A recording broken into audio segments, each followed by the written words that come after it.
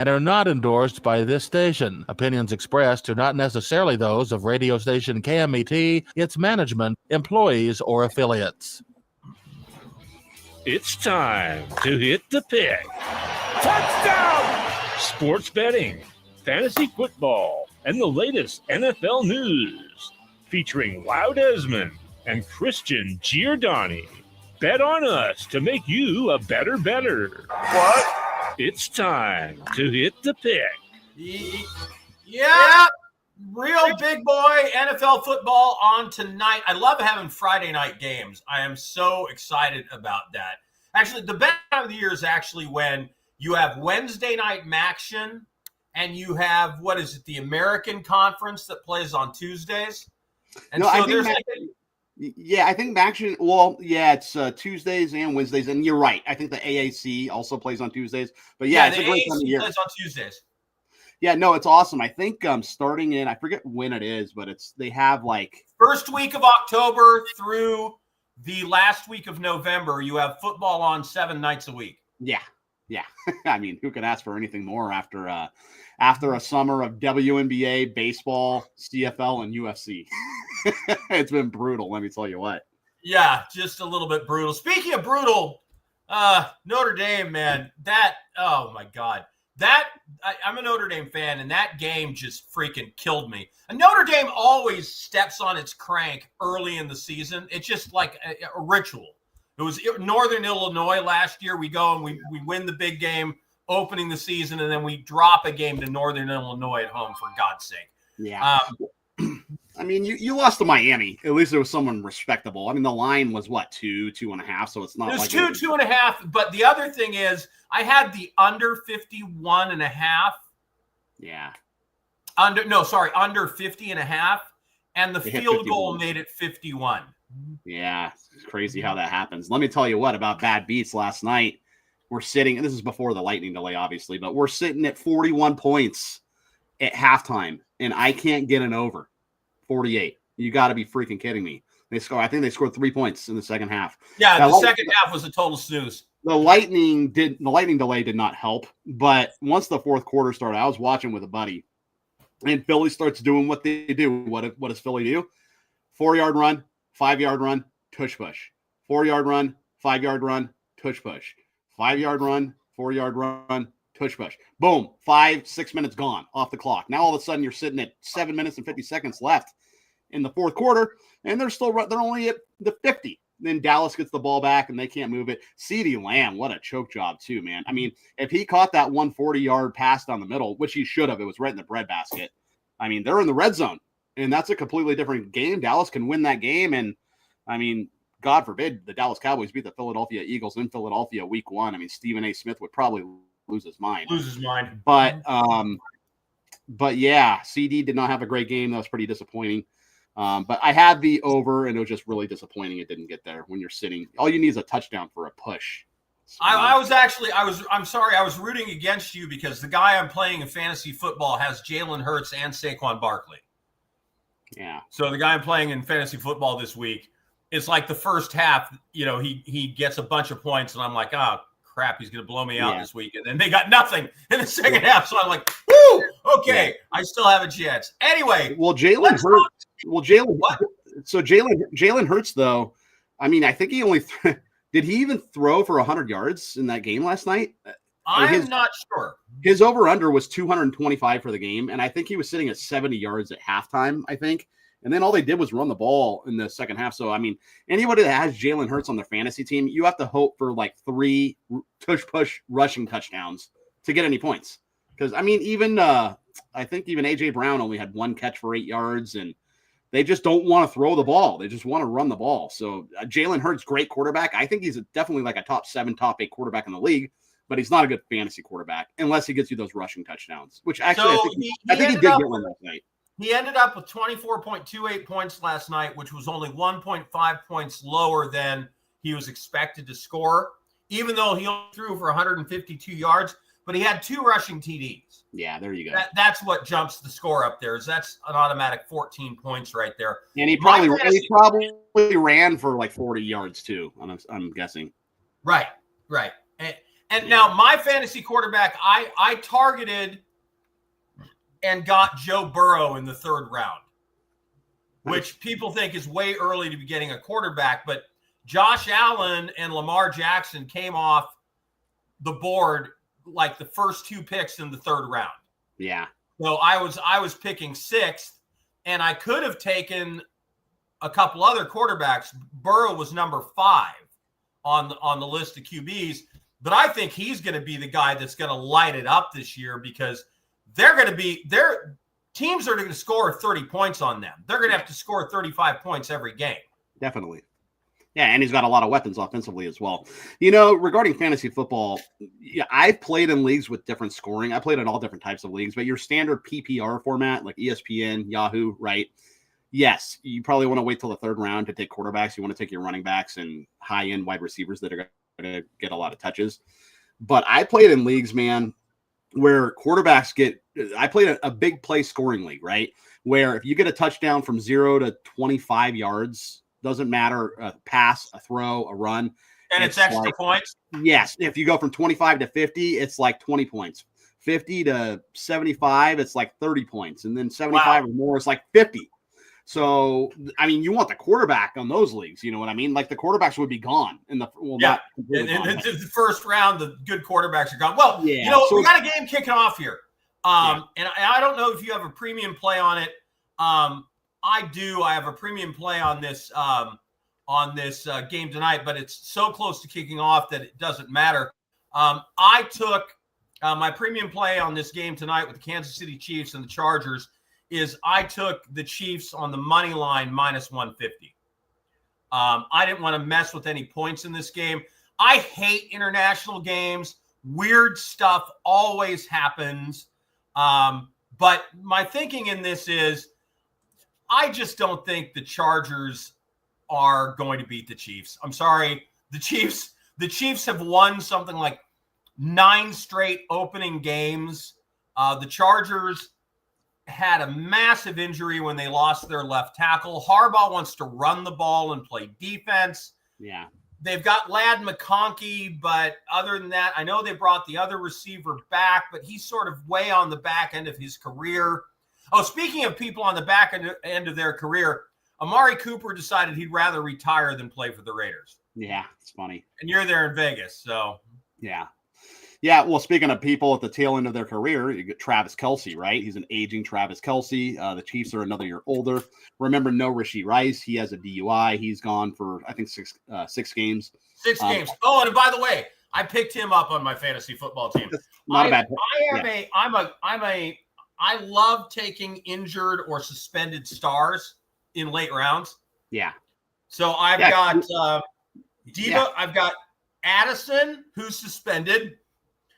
I've got Ayuk, who's injured and out. I've got Kirk, who's injured and out. And so I love taking those guys because they're legitimate stars, and I'll have them for the second half of the season. Sure. When it really starts to matter. Sure. And I will start picking them up in like round 8 when people are still afraid of grabbing them because they can't stick them in the lineup right away. Sure. So yeah, I go sifting through the garbage pile. Yeah, it's not a bad strategy at all. You're getting, 2nd, 3rd round talent in the 6th, 7th, 8th round, right? And also too, a lot of leagues, you can just put them on IR. So you don't even necessarily have to have them clogging up a spot in your lineup. They're just basically that's where I've got Ayuk, because I've got Ayuk on my injured reserve. Right. So I have an extra roster spot. Yeah. Well, another theory of mine in fantasy football, I'm sure a lot of people probably follow this, but I don't care about kickers. I could care less about kickers. I could care less about what team my kicker is on. I draft whatever. I always wait till the last round because to me, kickers are a coin flip. You can get the best kicker in the league or a mediocre. I'll take that a step further. I don't draft a kicker. Well, you got to play one. You definitely have to play one. Or but on draft day, I don't draft one. Yeah, you wait till the last minute. Spot and pick up somebody else. Yeah, I'm the same way. And then, when that kicker goes on a bye, I just drop him and throw in someone else, and that's my kicker for the rest of the year. I just think that kickers are overrated. You never know. I mean, even when and a lot of times it can be a great kicker, but in the latter part of the season, they're playing in Buffalo tonight. Yeah, with wins. Right. Yeah, it's like good luck. Anyway, that's my play on this game. Was I liked Kansas City just money line minus the 150. I didn't want to mess with the 3 points. Did you have a play here?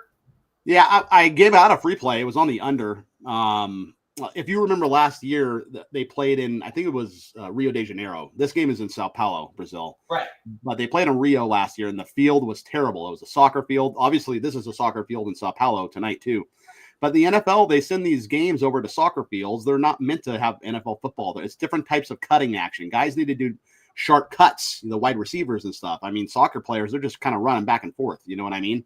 So right. I don't know if it's going to – I'm actually literally watching the game right now while I'm talking to you. And Kansas City 3rd and 6. Yeah. So I just I think it might, obviously with weather too. I mean, I checked the weather. It doesn't look like there's any weather issues.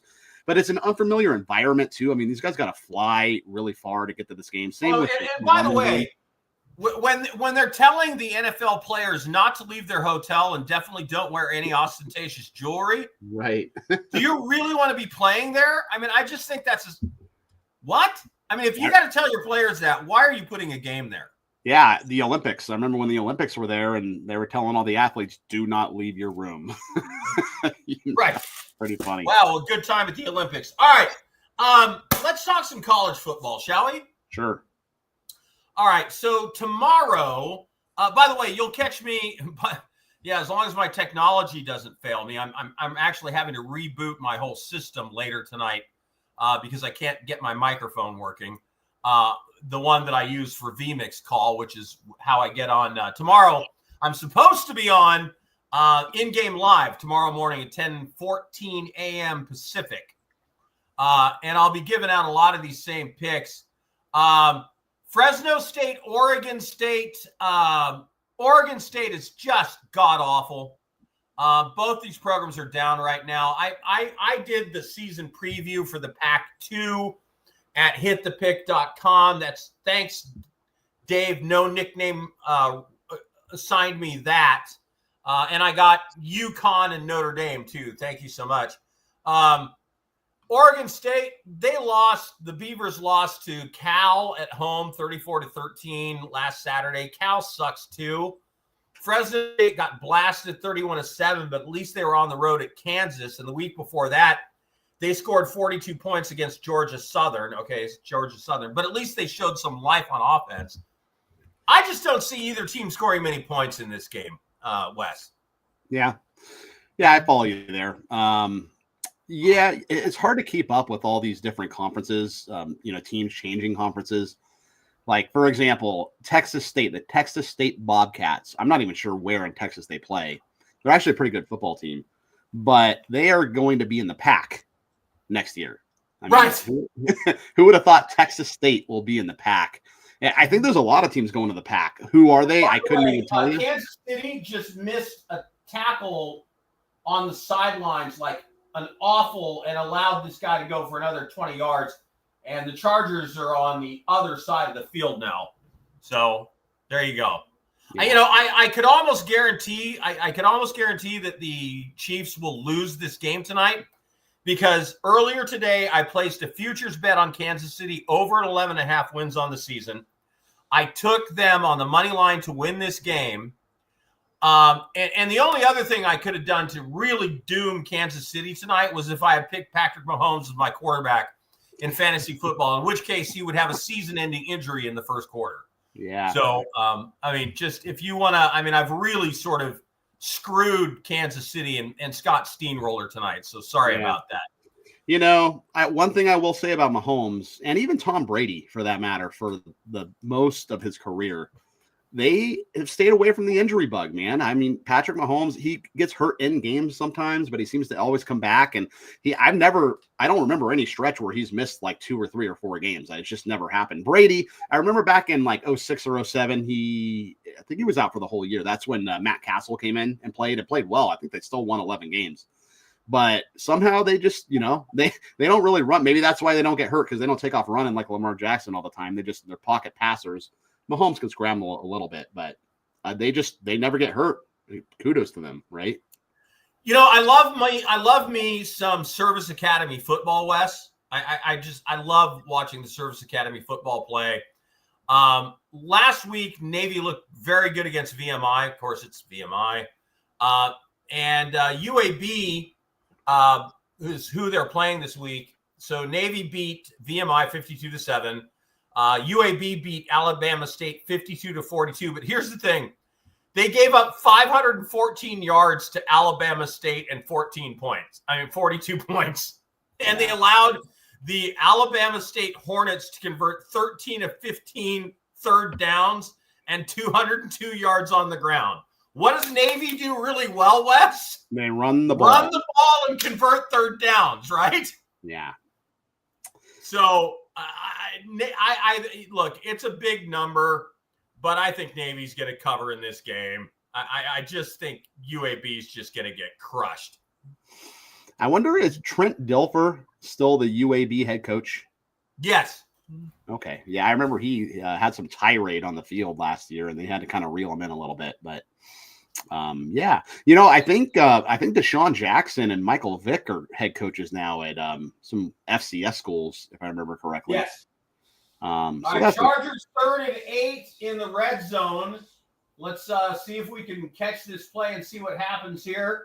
Oh, that looked like a false start to me, but they don't call it. Herbert rolling out. He is going to his right. He throws, and it is no. But there's a flag on the field. Yeah, So I think Kansas City might have came across the line, so that might give them 5 yards. I think the Chargers jumped. I think Kansas City came across first. No, that guy moved. Jim Harbaugh does not look happy. Oh God, they called it offsides on the Chiefs. Yeah, I thought so. Damn I thought I saw him jump. University of South Florida, they beat Boise State like a drum. Is Boise State that bad, or is University of South Florida that good? I think USF's pretty good. Our friend Tom Macrina at Rycape on Twitter, if you want to give him a follow, he's all over USF. He says he thinks USF's going to make the playoff, which maybe they will. They looked really good. I kind of think that quarterback is a beast. Yeah, he was making a lot of plays. He was knocking guys over, running guys over too. It was very entertaining. Touchdown Chargers. There you go. Yep, that's what happens when you root for the Chiefs. Wow. No. This is what happens when I place two bets that count on the Chiefs to win. Yeah. Now they're going to get blown out, and Patrick Mahomes will break his leg. Watch. Personal foul too on the Chiefs. That'll be added on the kickoff. All anyway, right, I got a couple. Let me talk about some college games real quick. Go college. So I have Kansas plus 6.5 over Missouri. I think they play well. They're getting healthier. They got some guys back on their D-line and their secondary.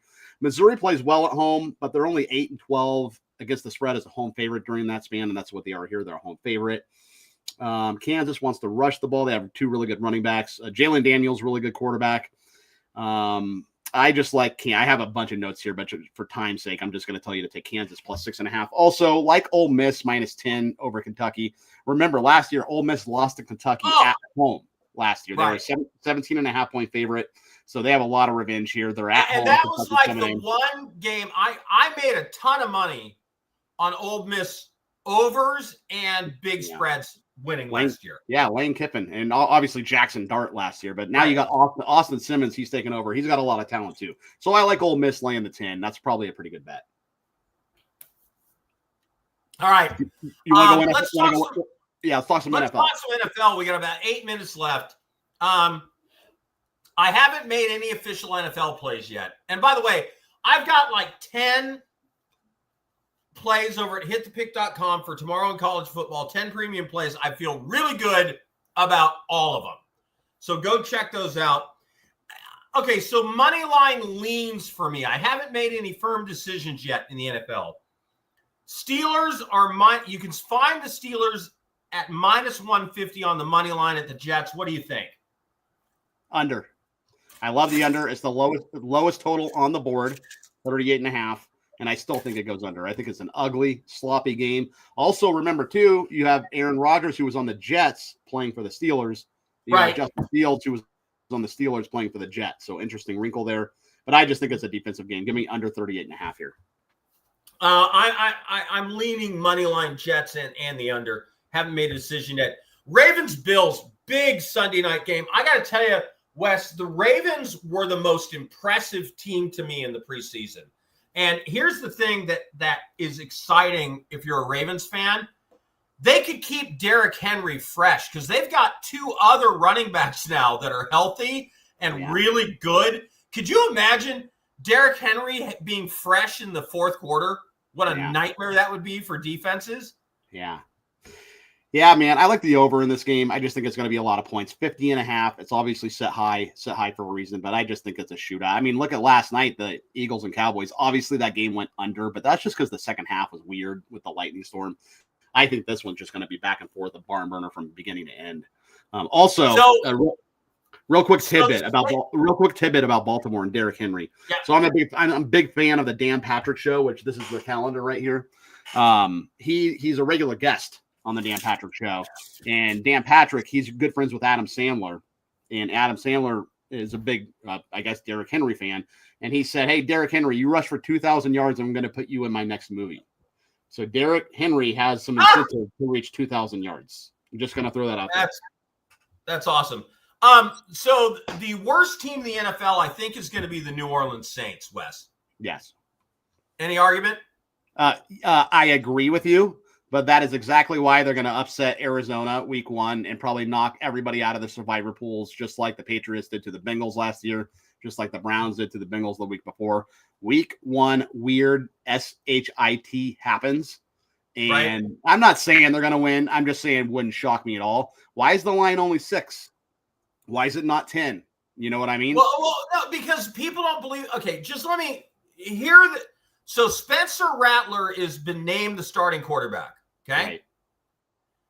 Here are the 6 games he started last year. Here are the totals. Buccaneers beat the Saints 51-27. Broncos beat the Saints 32-10. Chargers beat the Saints 26-8. Packers beat the Saints 34-0. Raiders beat the Saints 25-10. Buccaneers beat the Saints 27-19. They didn't cover the spread in a single game that Spencer Rattler started, and his completion percentage was around 50%, and he threw at least 1 interception in every game. You know who the Saints have? I agree. I agree with everything you just said. One thing I will say, they did not have Kellen Moore, an offensive guru, on the sidelines last year. So I think he could throw some wrinkles in there. I think Arizona, Kyler Murray's probably on his playing Warcraft right now. You know what I mean? Is he really in his playbook?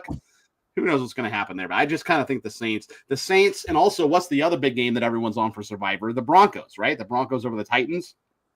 I'm not calling for an upset. I'm just saying weird SHIT happens sometimes, and just these big upsets week 1, they don't shock me at all. No one sees them coming, and they happen every year.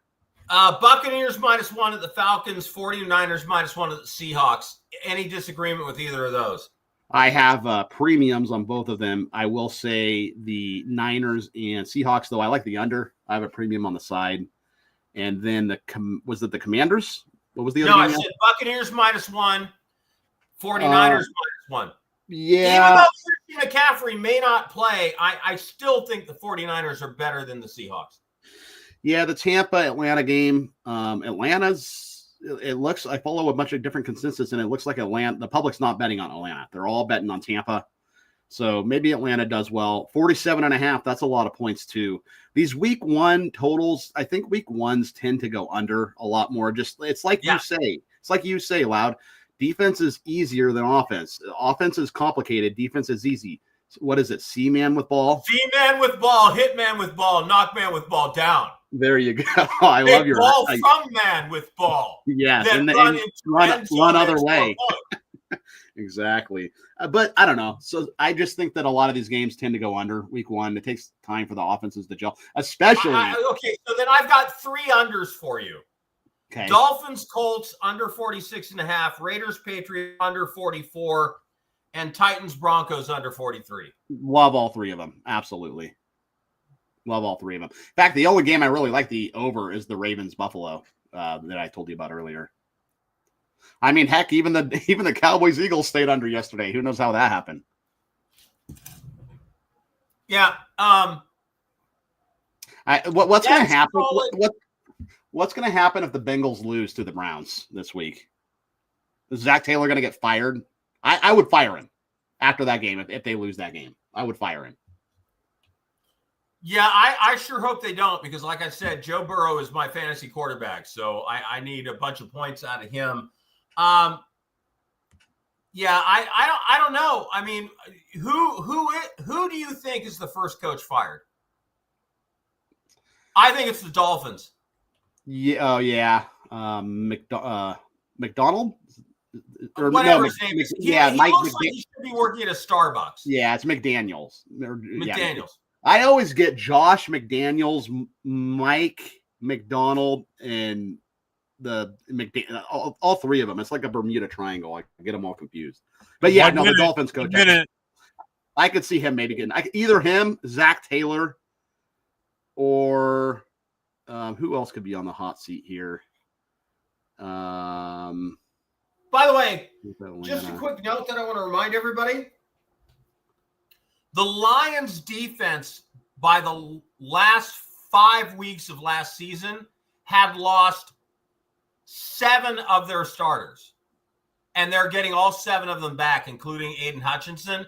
I think the reports of the Lions' demise has been greatly exaggerated because I think people are underestimating how much being healthy with all those good defensive players is going to mean. That's just me. Yeah, new coordinators too. I mean, we'll find out though whether whether it's Dan Campbell or whether it was the coordinators. Dan Campbell, he's a great leader of men, but he's not necessarily a great X's and O's. He's not the X's and O's guy, but I think leader of men really matters. All right, Kansas City 3rd and 9. Let's see if they can convert. A drops back, throws, and first down. Oh no, he dropped. Frickin' A. They had a first down and he just dropped it.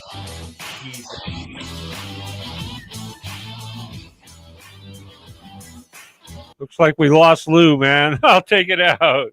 Right on the neck of time.